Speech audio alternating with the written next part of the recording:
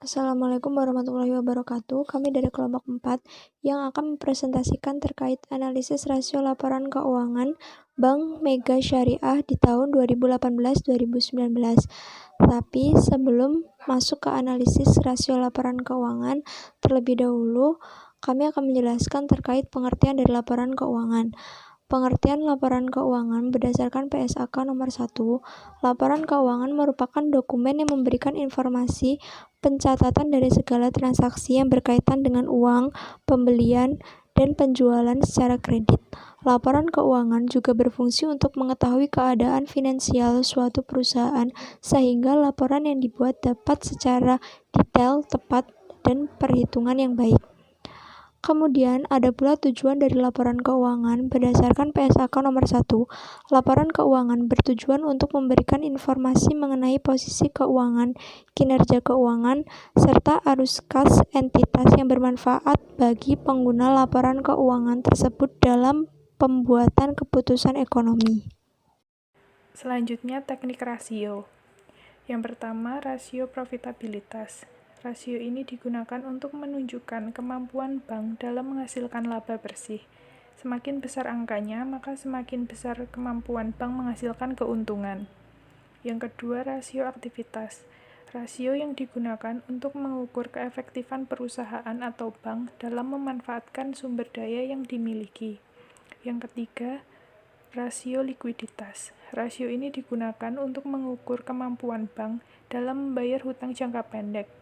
Semakin besar nilai rasio, maka semakin likuid. Semakin besar pula kemampuan bank untuk membayar hutang jangka pendeknya. Yang keempat, rasio solvabilitas.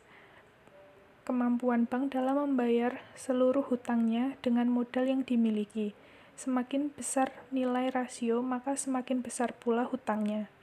Yang kelima, rasio efisiensi atau biaya. Rasio ini menunjukkan tingkat efisiensi dari biaya yang dikeluarkan bank untuk menghasilkan pendapatan.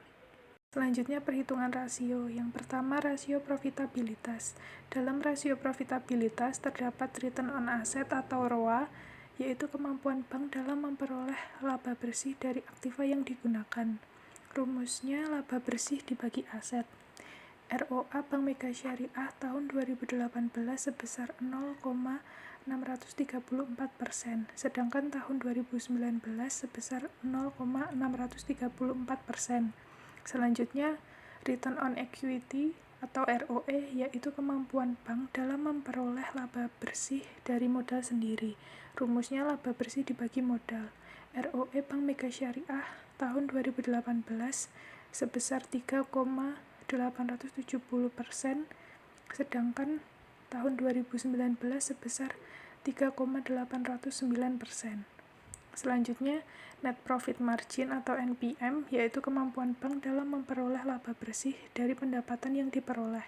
Rumusnya, laba bersih dibagi pendapatan bersih.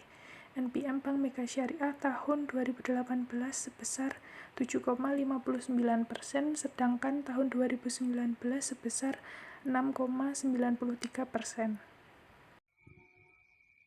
Kemudian ada perhitungan rasio aktivitas. Yang pertama adalah Return of Total Asset atau ROTA. Rumus ROTA adalah laba bersih sebelum pajak dibagi dengan total aset. ROTA 2018 di Bank Mega Syariah adalah 0,85%, sedangkan di tahun 2019 adalah 0,82%. Kemudian total asset turnover atau ATO. Rumus ATO adalah total pendapatan dibagi dengan total aset.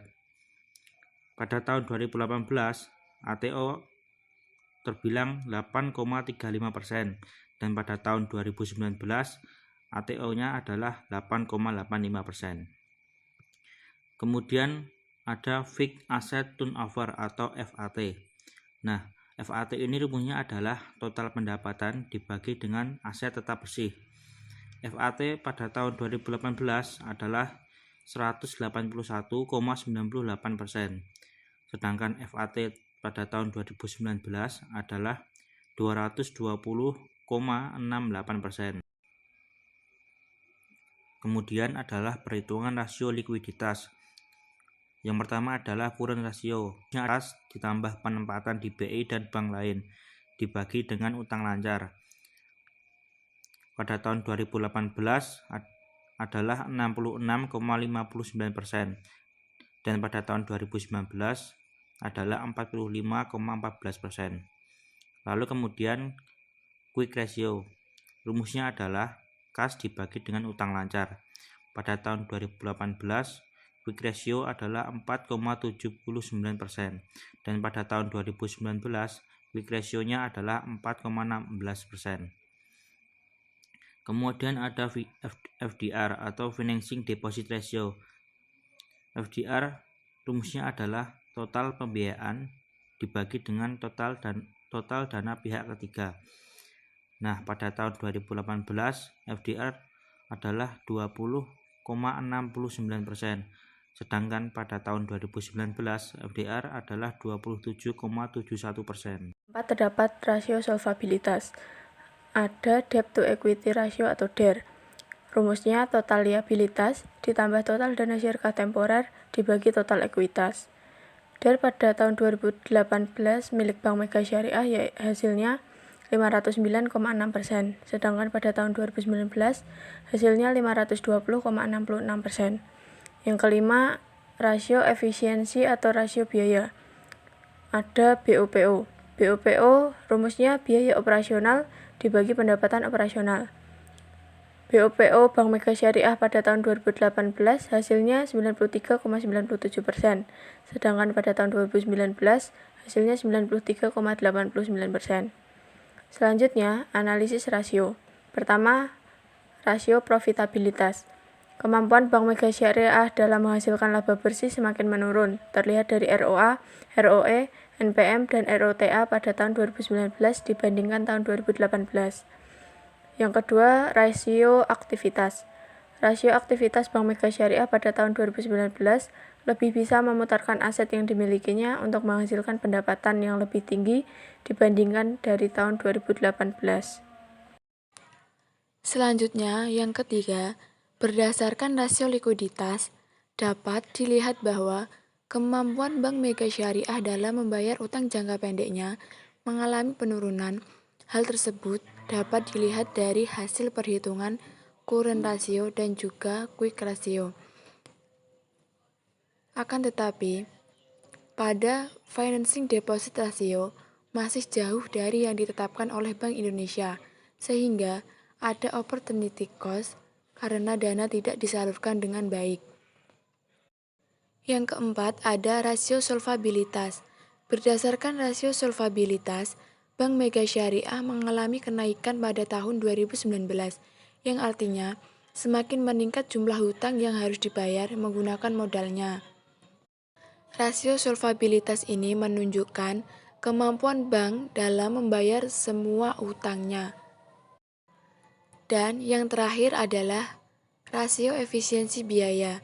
Berdasarkan rasio efisiensi biaya, Bank Mega Syariah mengalami penurunan pada BOPO tahun 2019, yang artinya bank mampu melakukan efisiensi atas biaya yang dikeluarkan untuk kegiatan operasionalnya, sehingga untuk menghasilkan Rp1 pendapatan, hanya dibutuhkan biaya yang lebih kecil dibandingkan dengan tahun 2018, walaupun masih pada level 90%.